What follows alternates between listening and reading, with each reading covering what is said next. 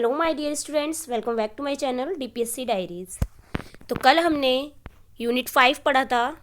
Language and literacy वाला जो हमारा चैप्टर था, उसमें हमने यूनिट 5 था balanced approach children literacy development, language and literacy in children. ठीक है, इसमें हमने क्या सीखा था? Meaning of language and literacy. हमने मीनिंग सीखा था लैंग्वेज का और लिटरेसी का। क्या मतलब होता है लैंग्वेज का? क्या मतलब होता है? Language is a system of communication, children use language to. जिस बच्चे ने भी ये वाली वीडियो नहीं देखी है वो मेरे प्ले लिस्ट में जाकर देख सकते हैं। ठीक है, आपको इजीली अवेलेबल होगी। लैंग्वेज किसे कहते हैं? भाषा। भाषा मतलब जिसका हम यूज़ करते हैं अपने आइडियाज़ को, अपने थॉट्स को एक्सप्रेस करने के लिए। ठीक है,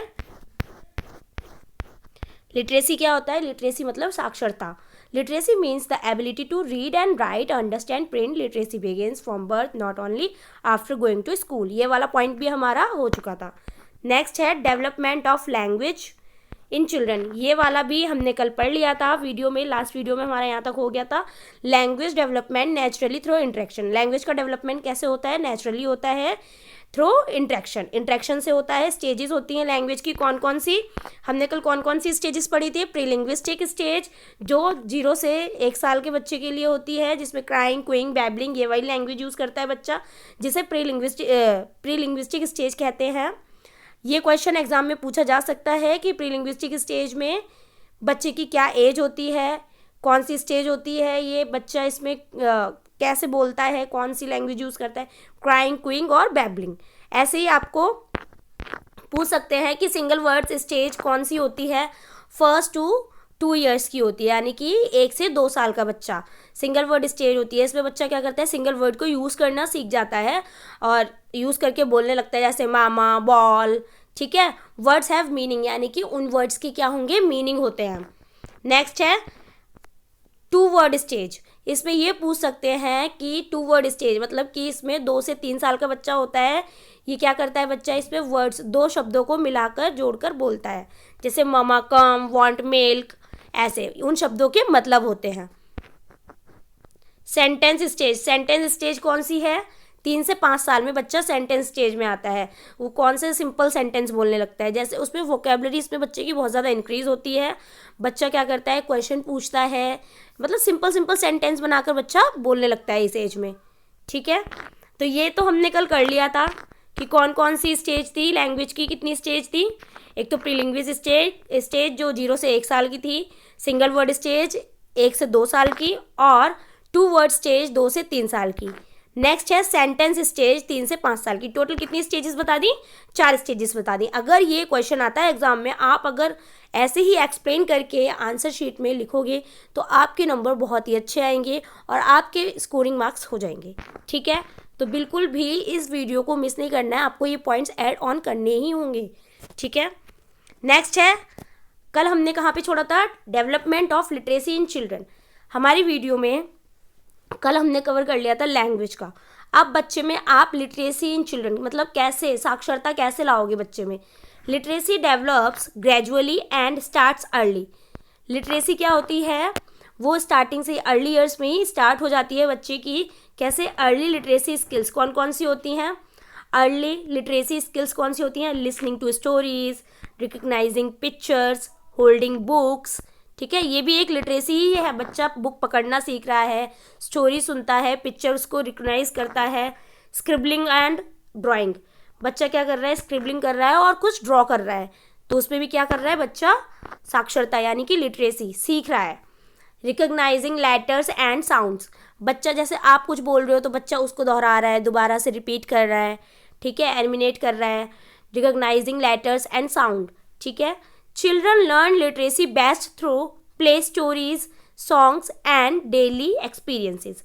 बच्चे के अंदर आप लिटरेसी यानी साक्षरता किसके थ्रू कर सकते हैं? गेम के, खेल खेल से सिखा सकते हो बच्चे को, स्टोरीज सुनाकर सिखा सकते हो, सॉन्ग्स जैसे स्टोरीज का मोरल बता सकते हो, बच्चा सीखता है, समझता है। स्टोरीज में आप जैसे कौवे, तोते, बच्चे या मतलब बहुत सी चीज़ों को एक्सप्लेन करोगे, दिखाओगे पिक्चर्स के थ्रू, तो बच्चा क्या करेगा? सीखेगा, समझेगा उस चीज़ को। ठीक है, तो ऐसे लिटरेसी डेवलप होगी। और कैसे? सॉन्ग सुना के, राइम सुना के, एंड डेली एक्सपीरियंसेस, डेली के एक्सपीरियंसेस से बच्चों को आप सिखा सकते हो। तो ये था लिटरेसी। लिटरेसी किसे कहते हैं? लिटरेसी कहते हैं लिसनिंग स्टोरीज, रिकग्नाइजिंग पिक्चर। आप लिटरेसी कैसे डेवलप करोगे? ऐसे ही डेवलप करना है आपको। अगर आपको बोला जाए, एक टास्क दिया जाए, क्वेश्चन में आ सकता है कि आप बताइए कैसे करेंगे। अब जैसे आपसे क्वेश्चन पूछ सकते हैं कि लिटरेसी आप बच्चे में कैसे डेवलप करेंगे, ठीक है। लैंग्वेज एंड लिटरेसी से आपका क्वेश्चन आता है अगर एग्जाम में कि आप बच्चे के अंदर लिटरेसी को कैसे डेवलप करेंगे, तो आपको कुछ पॉइंट्स ऐसे ही लिखने हैं और अपनी लैंग्वेज में थोड़ा एक्सप्लेन करने हैं, लेकिन मेन पॉइंट्स को ऐड करना बिल्कुल मत भूलना, ठीक है। तो नेक्स्ट है meaning of balanced approach to literacy. क्या मतलब है बैलेंस्ड अप्रोच का लिटरेसी में? A balanced approach means using different methods together to teach literacy.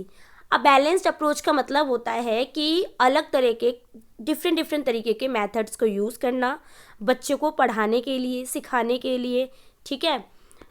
It combines meaning based learning. बच्चे में मीनिंग बेस्ड यानी कि समझ के साथ सीखे बच्चा, ठीक है, ऐसी लर्निंग को कराना। स्किल बेस्ड लर्निंग होनी चाहिए बच्चे की, खुद से करके सीखे, उसके अंदर स्किल्स डेवलपमेंट होना चाहिए। The focus is on reading, writing, speaking, listening.